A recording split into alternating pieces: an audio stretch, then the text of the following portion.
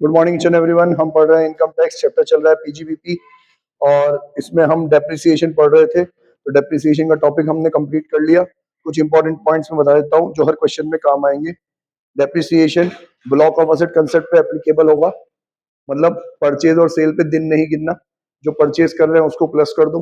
दो कैटेगरी आएगी, put to use less than 90 days, put to use equal to और up to 180 days. ठीक है, जो लेस देन 90 डेज है उस पे हाफ रेट से डेप्रिसिएशन लगेगा, जो मोर देन 90 डेज है उस पे फुल रेट से डेप्रिसिएशन लगेगा।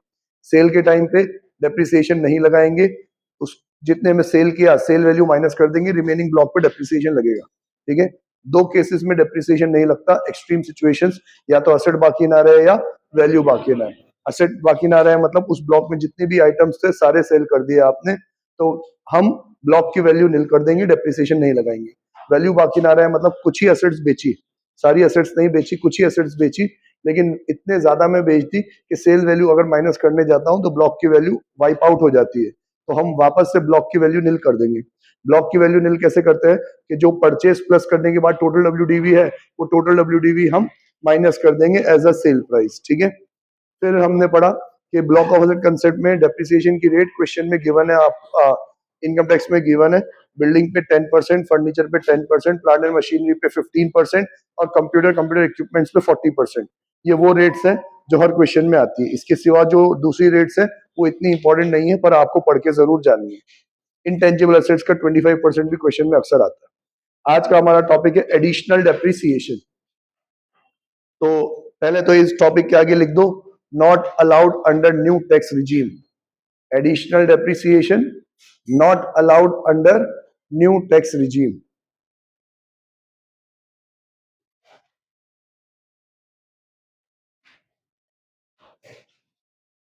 अब एडिशनल डेप्रिसिएशन का नजरिया समझ लो। सरकार चाहती है कि हमारे यहाँ पे इंडस्ट्रियल डेवलपमेंट हो।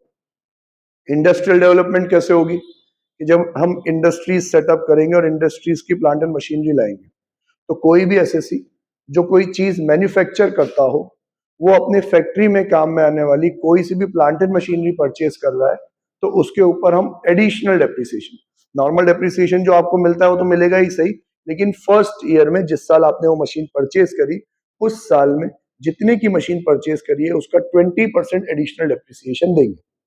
नाम से ही समझ में आ रहा है कि एडिशनल है, मतलब नॉर्मल जो 15% मशीनरी पे मिलता है वो तो मिलेगा ही सही, लेकिन आपको प्रमोट करने के लिए कि भैया खरीदो मशीन, 20% एडिशनल डेप्रिसिएशन देंगे। इससे फायदा क्या होगा कि मशीन को ज्यादा डेप्रिशिएट कर दिया अपन ने, इस साल में खर्चा ज्यादा मान लिया, टैक्स देने की जरूरत नहीं पड़ेगी। समझ में आया? शर्तें क्या थी कि सर जो एसएससी है वो कोई ना कोई चीज मैन्युफैक्चर कर रहा हो, उसने क्या खरीदा हो, प्लांट एंड मशीनरी खरीदी हो। प्लांट एंड मशीनरी कहाँ काम में आ रही हो, फैक्ट्री के अंदर काम में आ रही है। ऑफिस में काम में आने वाली मशीन खरीदी है तो एडिशनल एप्रिसिएशन नहीं मिलेगा, फैक्ट्री के अंदर काम में आने वाली हो। ठीक है, देन लास्ट कंडीशन, जो प्लांट एंड मशीनरी हो फर्स्ट हैंड होनी चाहिए। सेकंड हैंड है तो फिर डेप्रिसिएशन नहीं मिलेगा। क्या होनी चाहिए? फर्स्ट हैंड होनी चाहिए। डन। तो चलो पढ़ते हैं फॉलोइंग कंडीशन। हाँ, अपन ने पढ़ा था कि मतलब बाहर से अगर अपन कोई एसेट लेके आएंगे कि उसके अपन उसको फर्स्ट हैंड इंडिया में होनी चाहिए, विदेश से ला रहे हो तो चलेगा। Following conditions should be satisfied to claim the additional depreciation. The assessee must be engaged in manufacture, production of any article or thing, or generation, transmission or distribution of power. कोई चीज मैन्युफैक्चर कर रहे हो या power generate कर रहे हो, transmit कर रहे हो, डिस्ट्रीब्यूट कर रहे हो। New plant and machinery should be acquired और इंस्टॉल्ड आफ्टर 31 मार्च 2005। तो ये डेट मतलब की नहीं है। क्यों मतलब की नहीं है? पहले साल में ही तो मिलता है, मतलब हमारे साल में परचेज करके लाएगा तो ही मिलेगा। हाँ, तो हमारे साल में परचेज करके लाएगा तो एडिशनल डेप्रिसिएशन अलाउड है। Now it should be eligible plant and machinery. तो एलिजिबल प्लांट एंड मशीनरी किस किस को बोलते हैं? The following assets are not eligible, ये सारी चीजें एलिजिबल नहीं है। शिप्स एंड एयरक्राफ्ट एलिजिबल नहीं है। Any machinery which before its installation by the SSC was used either within और outside India by any other person. लो भाई, बाहर की सेकंड हैंड भी नहीं चलेगी, सेकंड हैंड नहीं होनी चाहिए, फर्स्ट हैंड ही होनी चाहिए। ना इंडिया में यूज हुई हो ना इंडिया के बाहर यूज हुई हो। Any machinery which is installed in any office premises और रेसिडेंशियल अकोमोडेशन, ऑफिस में या रेसिडेंशियल बिल्डिंग्स में इंस्टॉल हो रही है तो फिर एडिशनल डेप्रिसिएशन नहीं मिलेगा, नॉर्मल तो मिलेगा। नाउ एनी ऑफिस अप्लायंसेज और रोड ट्रांसपोर्ट व्हीकल्स, गाड़ी घोड़ों पे भी नहीं मिलेगा. Any machinery, the whole of the total cost of which is allowed as a deduction, whether by way of depreciation or otherwise, in computing the income chargeable under the head profit and gains from business and profession of any one previous year. कोई ऐसी machinery है जिसपे आपको 100% deduction already मिल चुका है. तो already कैसे मिल जाएगा 100% डिडक्शन? अरे वो 35 एडी में मिल जाता है ना. तो अगर आपने कोई एसेट पहले 35 एडी में यूज करने के लिए ली है, तो 35 एडी में 30 पूरा 100% डिडक्शन मिल ही गया आपको. तो फिर एडिशनल डेप्रिसिएशन लगाने की क्या जरूरत है? 100 रुपए की चीज पे 120 का डेप्रिसिएशन थोड़ी देंगे. ठीक है, चलो. रेट ऑफ एडिशनल डेप्रिसिएशन कितना है भाई? 20%. लेकिन अगर आपने वही लेस देन 180 डेज से पुट टू यूज रखा है तो 10% ही मिलेगा. हाँ, लेकिन रिमेनिंग 10% अगले साल मिल जाएगा. हाफ रेट से मिलता है ना. तो भाई अगर put to use less than 180 days है तो 20% का हाफ कितना है? 10%. तो रिमेनिंग 10% कब मिल जाएगा? अगले साल. एडिशनल डेप्रिसिएशन एक बार ही मिलता है, 20% मिलता है. पहले साल में ही 20% मिल गया तो अगले साल कोई एडिशनल डेप्रिसिएशन नहीं मिलेगा. पहले साल में 10% मिला है लेस देन 180 डेज की वजह से, तो रिमेनिंग 10% अगले साल. ठीक है. कंप्लीट एडिशनल डेप्रिसिएशन, बस याद रखेंगे हम. मैन्युफैक्चर आएगा तो ये जो मैन्युफैक्चर वाली कंडीशन है ना, ये क्वेश्चन में पहली लाइन में लिखी हुई होगी. X is the individual age 42 years engaged in a business of manufacturing this article. Compute his income from business and profession. तो आपको एक पूरा प्रॉफिट एंड लॉस अकाउंट बना के दे रखा होगा. क्वेश्चन का पैटर्न समझ लो अब कैसे आएगा. ठीक है, और हम उसको कैसे सॉल्व करेंगे ये भी समझ लें.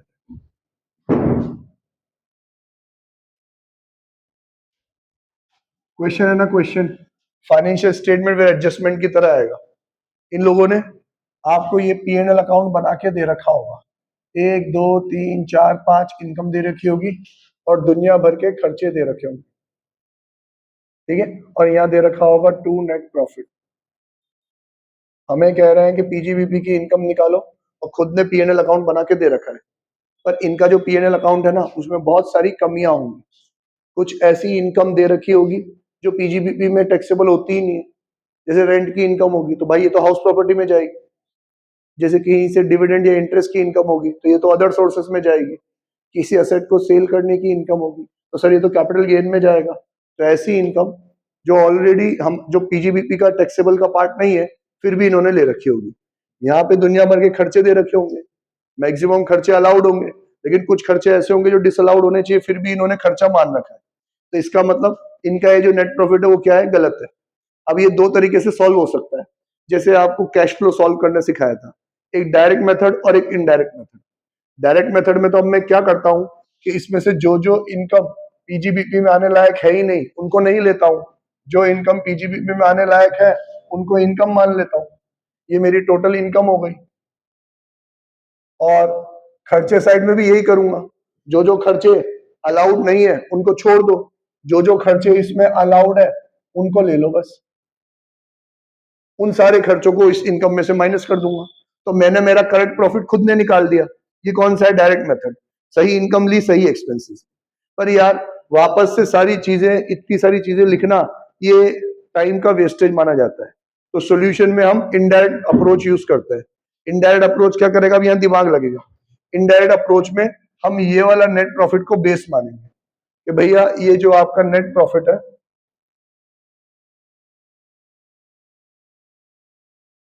ये मैंने बेस मान लिया. अब इसमें क्या करूंगा कि आपका जो P&L है उसमें कुछ गलतियां है.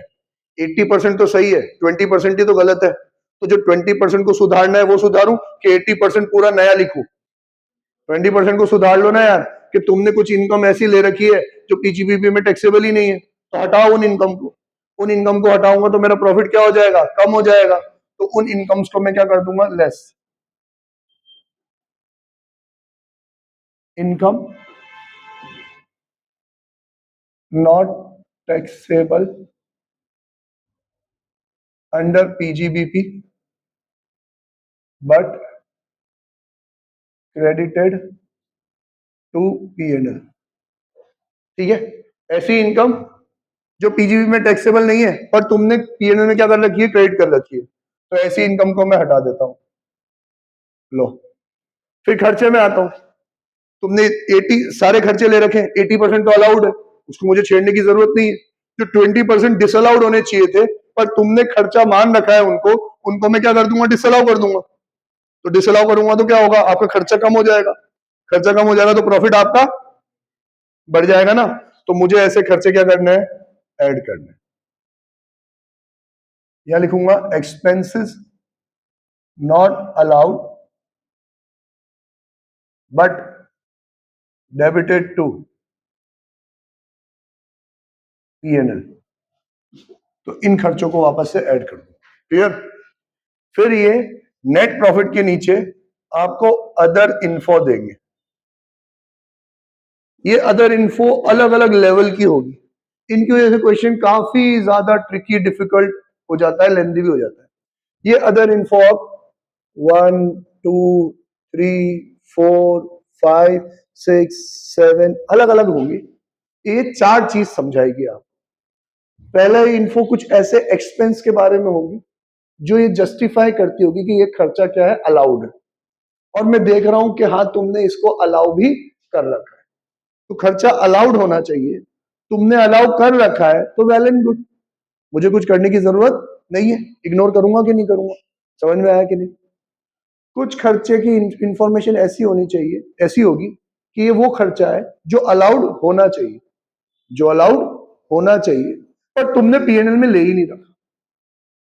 ऐसा खर्चा जो अलाउड है as per income tax law, पर तुमने पीएनएल में उसको डेबिट नहीं कर रखा।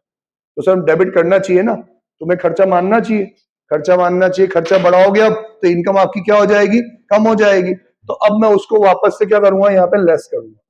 लेस एक्सपेंसेस अलाउड, खर्चा अलाउड है बट नॉट डेबिटेड टू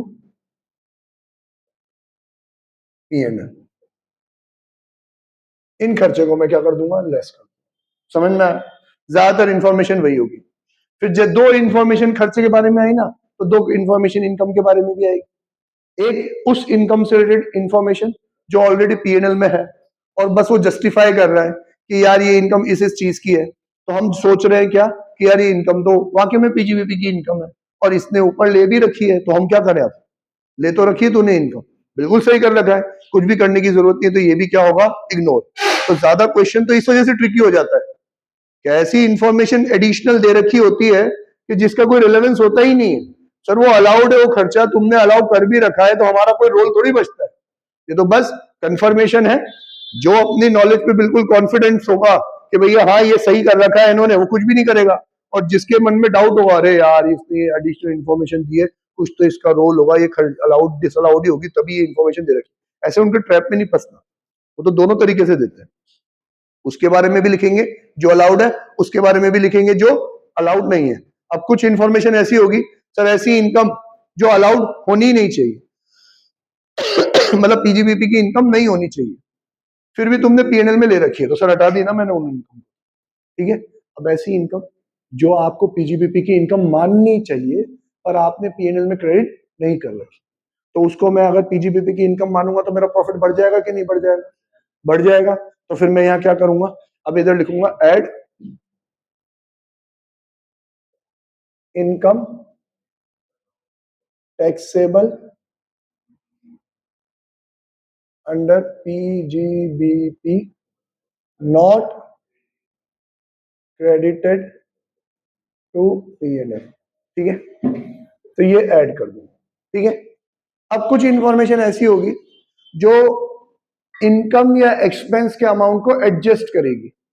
जो इंफॉर्मेशन पढ़ के आपको ये रियलाइज होगा कि ये खर्चा अलाउड है, इन्होंने अलाउ कर भी रखा है, पर इन्होंने जो अमाउंट ले रखा है वो क्या ले रखा है, गलत ले रखा है। एग्जाम्पल मसलन ये हर क्वेश्चन में होगा डेप्रिसिएशन के लिए, वो ये बोल देगा एलिजिबल डेप्रिसिएशन दिस अमाउंट, और पीएनएल में मुझे डेप्रिसिएशन दिख रहा हो किसी और अमाउंट।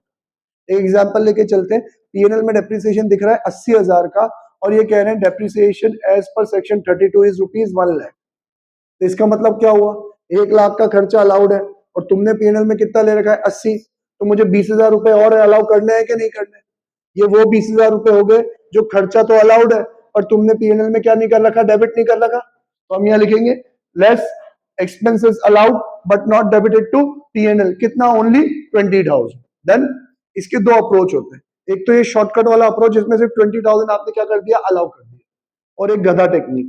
गधा टेक्निक में हम क्या करते हैं कि सर मतलब उनका वाला डेप्रिसिएशन 80,000 गलत है और ये वाला 1,00,000 रुपए क्या है, सही है। तो जो उन्होंने डेबिट कर रखा है सही नहीं है तो उसको तो क्या कर दूं, मैं ऐड कर दूं, और जो मेरा वाला अलाउड है उसको क्या कर दूं, माइनस कर दूं। 80,000 रुपए प्लस करके 1,00,000 रुपए माइनस कर रहा हूँ, अल्टीमेटली 20,000 रुपए तो माइनस कर रहा हूँ, लेकिन सोचने की जरूरत तो नहीं पड़ी ना। समझे कि नहीं समझे? हाँ, अब ये 4 एडजस्टमेंट होंगे तब जाके आपका आएगा इनकम टैक्सेबल अंडर पीजीबीपी। 4 चीज मैंने लिखी है और 2 चीज आपको इग्नोर करने के लिए भी कही है। कौन सी 2 चीजें इग्नोर करने के लिए कही है कि यहाँ पे एडिशनल इंफॉर्मेशन है खर्चे से रिलेटेड, वो खर्चा अलाउड होना चाहिए, इन्होंने अलाउ कर भी रखा है, well and good, ignore, well and good, ignore. Additional information related to such income which should be taxable under PGBP and has been credited to P&L account. Well and good, सही कर रखा है, income माननी चाहिए, मान भी रखी है, तो फिर हमें कुछ नहीं करना। तो ये 2 चीजें इग्नोर वाले भी याद है। ऐसे क्वेश्चन आएंगे, हम सॉल्व कर लेंगे, इसके बहुत सारी प्रैक्टिस करनी है अपन को। अब कुछ थ्योरी के क्वेश्चंस जिसके ऊपर 3 या 4 या 2 मार्क्स या 1 मार्क्स के एमसीक्यू आ सकता है, ठीक है। तो चलो, section 44 double A, page number 88 पे टॉपिक रह गया है, कंटेंट बाद में चला गया है, ठीक है। एमसीक्यू आता है इसमें, इंपॉर्टेंट स्टार मार्क कर लो, लिख दो एमसीक्यू और लिख दो यहाँ पे review limits 1 day before examination, review limits 1 day before examination.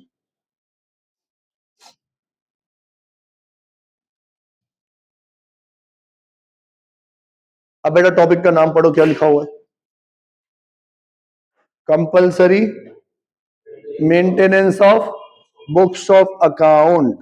मतलब कोई यूं कहना चाहे, अरे सर मैं कैसे पता लगाऊं मुझे कितना टैक्स देना है, मैंने तो अकाउंटिंग ही नहीं करी, मैंने तो हिसाब किताब ही नहीं रखा, बुक्स ऑफ अकाउंट मेंटेन ही नहीं करा, तो भैया आप तब भी डिफॉल्ट में हो।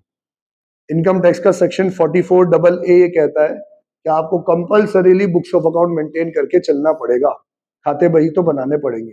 सर किसको बनाने पड़ेंगे, सबको बनाने पड़ेंगे क्या? नहीं, उन्होंने कैटेगरी वाइज अप्लाई किया कि इस कैटेगरी की अगर इतनी इनकम है तो books of account banana mandatory, इससे कम है तो फिर रहने दो। दूसरी कैटेगरी की इतनी इनकम है तो books of account banana mandatory, नहीं तो रहने दो। तो अपन को कैटेगरी और उससे रिलेटेड लिमिट याद रखनी है, कैटेगरी और लिमिट, ठीक है। तो पढ़ो, स्पेसिफाइड प्रोफेशन, प्रोफेशनल लोग, पढ़े लिखे लोग, ये लोग अगर, अब पहले तो नाम पढ़ लो कौन कौन है, medical engineering technical consultant, IT professional, accountancy, company secretary, legal, authorise representative, architect, interior decorator और फिल्म आर्टिस्ट, है ना, शाहरुख खान, ये सारे लोग। अब ये आपको 1 डे बिफोर एग्जामिनेशन पढ़ना पड़ेगा बेटा, ठीक है। अब देखो बहुत बहुत बहुत शानदार शानदार रूल है, और जो चीज आपको याद रखनी है वो हमने बोल्ड कर रखी है। If gross receipt is more than 1,50,000 in all 3 years, all 3 years, मतलब अगर मुझे ये देखना है कि फाइनेंशियल ईयर 25-26 की मुझे बुक्स ऑफ अकाउंट मेंटेन करनी है कि नहीं करनी, तो इसके पिछले के 3 सालों की, तीनों सालों की ग्रॉस रिसीट 1.5 लाख 1.5 लाख से ज्यादा है तो 25-26 की मुझे बुक्स ऑफ अकाउंट मेंटेन करना है। किसी एक साल में भी 1.5 लाख से कम हो गई तो फिर मुझे बुक्स ऑफ अकाउंट मेंटेन करने की जरूरत नहीं है। समझ में आया? तीनों साल, ऑल 3 इयर्स लिखा हुआ है, एनी ऑफ 3 इयर्स नहीं लिखा हुआ, ठीक है, ऑल 3 इयर्स लिखा हुआ है। इंपॉर्टेंट है ये बात, क्योंकि आगे चल के ऑल नहीं लिखेगा, एनी वन लिखेगा वो। All 3 preceding years the previous year, all likely to be exceed if the profession is newly set up, then SSC is required to maintain books of account as per Rule 6F. Underline कर लो Rule 6F। Rule 6F क्या कहता है, कौन कौन सी books of account maintain करनी है, ये नीचे लिस्ट बना के दे रखा है। पहले आप यूं समझो, दो चीज समझो कि आपने प्रोफेशन अगर बरसों से चल रहा है तो पिछले 3 साल की ग्रॉस रिसीट्स 3 लाख रुपए से क्या होनी चाहिए, ज्यादा होनी चाहिए, ठीक है। वो लिमिट भी देख लो, sir 1.5 lakh, should be more than 1,50,000। 150 भी है ना तो बच गए तुम। 1,50,000 वन होने चाहिए तीनों सालों पर ईयर, हर साल में 1.5 लाख से ज्यादा 1.5 लाख से ज्यादा 1.5 लाख से ज्यादा होनी चाहिए। ठीक है, लेकिन मैं यूं कहूं सर मैंने तो नया नया बिजनेस सेटअप किया है, तो पिछले 3 साल का टर्नओवर में कैसे देखने जाऊं? तो भैया आप ये अज्यूम कर लो, ये समझ लो कि क्या आपका ये जो प्रोफेशन है ये इस साल 1.5 लाख रुपए से ज्यादा का ग्रॉस रिसीट्स, इनकम नहीं कह रहा हूँ, क्या कह रहा हूँ, ग्रॉस रिसीट्स। ग्रॉस रिसीट मतलब डॉक्टर ने क्लिनिक सेटअप किया, मेडिकल आ रहा है ना उसमें, डॉक्टर ने क्लिनिक सेटअप किया तो वो जो क्लाइंट से फीस लेता है क्या वो 1.5 लाख रुपए से ज्यादा हो जाएगी क्या सालाना? और जो डॉक्टर कह रहा है सर मैं तो 300 रुपए ले रहा हूँ एक क्लाइंट को देखने के, 1 मिनट में एक क्लाइंट देख लेता हूँ, दिन में 12 घंटे काम करता हूँ, तो महीने भर में ही 1.5 लाख से ज्यादा हो जाएगी। तो भाई तू तो बुक्स ऑफ अकाउंट मेंटेन करना, तू काय को बहाना बना रहा है कि पिछले 3 साल तो मेरी ग्रॉस टर्नओवर क्या था, जीरो था। तो क्या हुआ कि नया सेटअप है और आपको लगता है it is likely to exceed 1,50,000, तो पहले साल से ही बनाना है।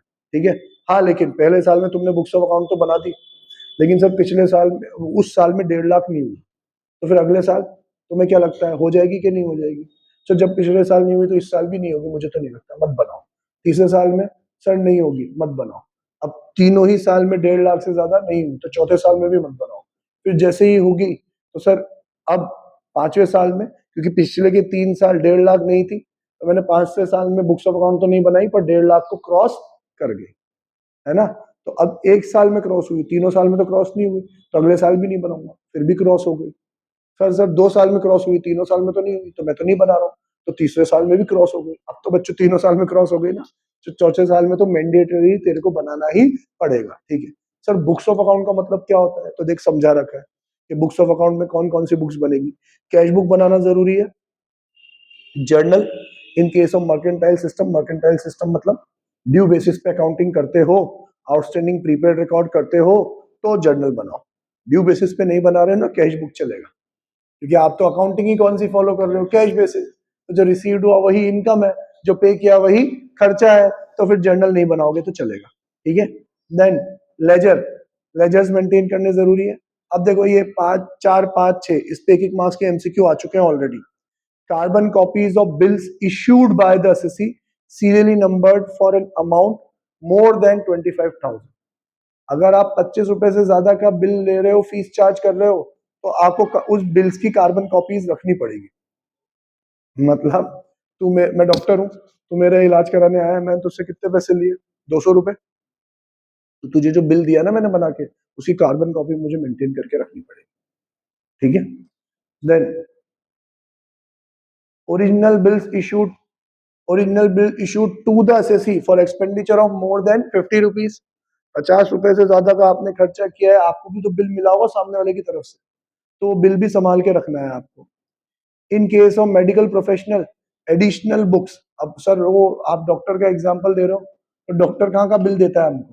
वो कहाँ वो बिल की कार्बन कॉपी रखता है अपने पास? नहीं। तो देखो उनके लिए क्या है, in case of medical professional additional books that is daily case register and inventory register has to be maintain. पर डॉक्टर कितने पेशेंट देखता है उसका डेली रजिस्टर तो मेंटेन करता है ना। आप डॉक्टर के यहाँ जाके नंबर लगाते हो तो रजिस्टर में लिखा हुआ आता है ना कितने पेशेंट आए, वो टिक करता है, क्रॉस करता है, ये तो आया ही नहीं, ये आया। तो वो बिल्स इशूड नहीं करता, लेकिन ये डेली केस रजिस्टर मेंटेन करके रखता है। But if the annual gross receipts of any one or more preceding 3 years does not exceed 1,50,000, the taxpayer is required to maintain। अब ये लाइन पढ़ने से पहले समझा देता हूँ क्या लिखा हुआ है। ये कह रहा है सर पिछले तीनों सालों में 1.5 लाख तो हुए ही नहीं, तो मैं बुक्स ऑफ अकाउंट मेंटेन नहीं करूंगा। तो मेरा बच्चों इतनी बुक्स ऑफ अकाउंट तो मेंटेन करनी पड़ेगी कि तुम मुझे ये बता दे कि इस साल का टर्नओवर कितना हो गया। नहीं तो तू तो क्या कहेगा, बुक्स ऑफ अकाउंट मेंटेन नहीं करी सर मैंने, तो फिर मैं क्या बताऊं कितना ही ग्रॉस रिसीट्स होता है, कुछ पता ही नहीं है मेरे को। तो ऐसे तू कभी बुक्स ऑफ अकाउंट मेंटेन नहीं करेगा। ठीक है, तो क्या बोल रहा है वो, taxpayer is required to maintain such books of account as may enable the assessing officer to compute his taxable income under the income tax. Books are not prescribed by board। कि इनकम कैलकुलेट की जा सके वैसी books of account तो maintain करनी पड़ेगी। ठीक है, कहीं तो कुछ ना कुछ तो लिखना पड़ेगा जिससे तेरी इनकम और एक्सपेंस पता लगाई जा सके। मत बना कैश बुक, जर्नल, लेजर, लेकिन इस तरीके से तो कहीं लिखना पड़ेगा कि वो तो तेरा क्या है पता लगा सके, इनकम पता लगा सके एसएससी में, ठीक है ना। बिल्कुल ब्लाइंडली तुम बच तो नहीं सकते कि बुक्स ऑफ अकाउंट मेंटेन करने की जिम्मेदारी ही नहीं है, तो सर क्या करे फिर? तो क्या आप टैक्स नहीं पे करोगे क्या? बुक्स ऑफ अकाउंट मेंटेन करने की जिम्मेदारी नहीं है, पर टैक्स तो पे करना ही पड़ेगा ना अगर आपकी इनकम टैक्सेबल इनकम से ज्यादा है। तो ऐसे तो कहीं पे मेंटेन करके रखना पड़ेगा कि इनकम तो पता लगा सके। तो मैं क्या कहूँगा, सर ये रहा मेरा बैंक स्टेटमेंट, जो भी दिन भर में पैसे लाता हूँ वो बैंक में रिसीव कर बैंक में जमा करा देता हूँ, तो कितना पैसा है बैंक से पता पड़ जाएगा, सारा खर्चा बैंक से करता हूँ वो पता पड़ जाएगा। या मैंने मेरी एक डायरी लिख रखी है कि रोज का पेमेंट किस किस को देता हूँ वो लिख लेता हूँ मैं, ऐसा तो डायरेक्ट यूपीआई के थ्रू ही आता है, तो ऐसा कुछ तो बनाना पड़ेगा उसको, ठीक है। नाउ अदर एसएससी, सर वो एसएससी जो प्रोफेशन में नहीं है, बाकी के छोड़ के, ठीक है। तो चलो टीचिंग प्रोफेशन आया था क्या ऊपर? नहीं आया ना, तो इनके लिए तो ये वाले है other SSC business. Individual and HUF अलग है, अदर एसएससी की लिमिट अलग है। If PGBP is more than profit and gains from business is more than 2,50,000, वहां पे ग्रॉस रिसीट बोला था, यहाँ पे क्या बोल रहे हैं? इनकम बोल रहे हैं।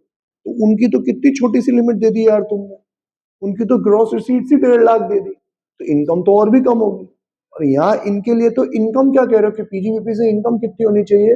2.5 लाख से ऊपर होनी चाहिए, और 2.5 लाख से ऊपर नहीं है सर, इनकम तो कम है, तो या फिर total sales gross receipts is more than 25 lakh in any of the 3 years, bold कर रखा है कि वहां क्या था? ऑल 3 years, और यहाँ क्या लिखा है? Any of the 3 years preceding the previous year or likely to exceed in the newly set up business profession, then assessee is required to maintain any books of accounts or document from which AO is eligible to complete the assessee. The books are not prescribed by the board, otherwise the assessee is not required to maintain any books of account. ठीक है, देखो इनके case में ऊपर rule 6F किसके लिए है? सिर्फ प्रोफेशन के लिए है। इनके केस में बुक्स ऑफ अकाउंट मेंटेन क्या बनानी है ये बताया नहीं है, बस इतनी बनाओ कि असेसिंग ऑफिसर क्या कर सके, आपका इनकम कंप्यूट कर सके, ठीक है। और अगर ये 2.5 लाख और 25 लाख रुपए एक्सीड कर ही नहीं रहे तो बनाओ ही मत बुक्स ऑफ अकाउंट, जयराम जी की कर दो। अदर एसएससी मतलब पार्टनरशिप फर्म और कंपनी जो है उनके लिए 2.5 लाख कम होके कितना हो जाता है? 1,20, और 25 लाख कम होके कितना हो जाता है? 10 लाख। बाकी सब कुछ सेम रहता है। Done. Now special cases, persons covered by section 44 AD, ADA और AE। भाई अगर आप इन 3 सेक्शन में जहां पे आपकी इनकम प्रिजम्पटिव बेसिस पे कैलकुलेट होती है, तो सर आप तो मेरी इनकम वैसे ही प्रिज्यूम करने वाले हो, तो बुक्स ऑफ अकाउंट मेंटेन करके क्या करूं? फालतू अकाउंटेंट का खर्चा होगा, कंप्लायंस की कॉस्ट लगेगी। ठीक है, अगर तो इन सेक्शंस में कवर्ड है तो बुक्स ऑफ अकाउंट मेंटेन करने की जरूरत नहीं है, लेकिन वापस से इतनी बुक्स ऑफ अकाउंट तो मेंटेन करनी पड़ेगी कि तेरा टर्नओवर तो पता पड़ सके कम से कम, ठीक है। तो पढ़ो 44 AD or ADA. If it is claimed that business income is lower than the income computed under these sections on estimated basis, and his income is more than basic exemption limit, then the taxpayer will have to maintain such books of account as may be enabled the assessing officer to compute his taxable income. Books are not prescribed by the board. देखो क्या कह रहा है कि अगर आप you claim करते हो कि वो जो 44 AD में जो इनकम आएगी ना मेरी, उससे भी कम मेरी इनकम है, मतलब मेरा टर्नओवर 1 करोड़ है, 44 AD में तो क्या आएगा मेरी इनकम?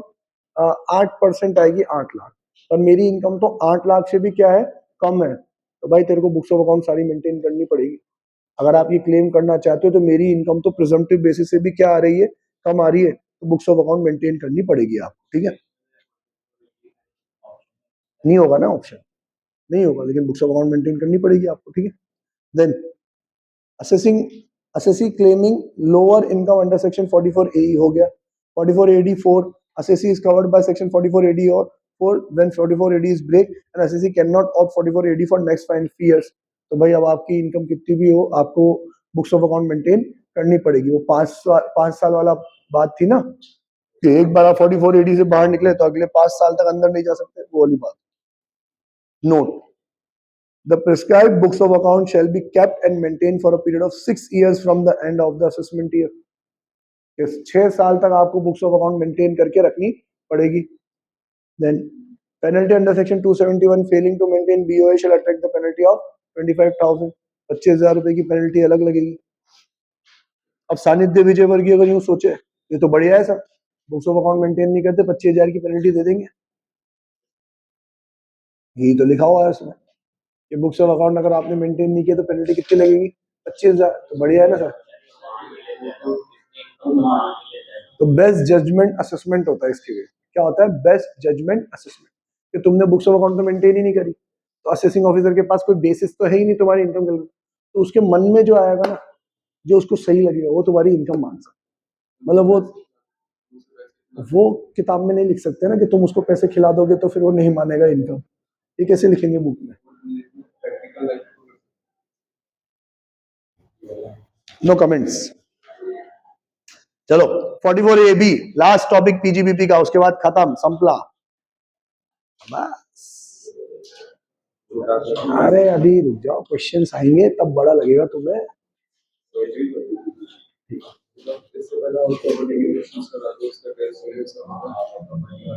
हाँ चलो ठीक है। 44AB। अब यार मेरी बात सुनो, मेरी बात सुनो, ये कल पढ़ेंगे अपन, और कल आप इनकम टैक्स की वो क्वेश्चंस वाली नो शीट भी लेके आना, मॉड्यूल भी लेके आना, तो सैलरी और पीजीबीपी दोनों करेंगे एक साथ। इस हाउस प्रॉपर्टी और वो हाउस प्रॉपर्टी तो इजी, जल्दी एक दो हाउस प्रॉपर्टी के, एक दो पीजीबीपी के करेंगे। तो अब ये 44AD में टॉपिक टॉपिक देख लो क्या लिखा हुआ है। कंपलसरी ऑडिट, टैक्स ऑडिट, ये 90% चार्टर्ड अकाउंटेंट की रोजी रोटी यही चलाता है, ठीक है, कि जिनका टर्नओवर 1 करोड़ से एक्सीड हो जाएगा उनको ऑडिट कराना कंपलसरी है। तो ऑडिट किससे कराएंगे? चार्टर्ड अकाउंटेंट से ऑडिट कराएंगे, ठीक है। कंपनी सेक्रेटरी वाले 20-25 साल से पीछे पड़ रहे हैं कि हमें भी ऑडिट करने की परमिशन दे दो ताकि हमारी भी रोजी रोटी चले। आईसीआई लड़ जाता है, सिर्फ आईसीआई को एक्सक्लूसिव राइट से सिर्फ सीए ही ऑडिट कर सकता है, ठीक है। और जो प्रोफेशन में है, जो नॉर्मल बिजनेस करते हैं उनके लिए 1 करोड़ है, जो प्रोफेशन में है उनके लिए 50 लाख है। 50 लाख से ज्यादा का टर्नओवर है तो फिर आपको ऑडिट करानी पड़ेगी, ठीक है। चलो बस, बाकी के रूल्स एंड रेगुलेशन छोटे मोटे कल पढ़ेंगे अपन। बाय टाटा, सी।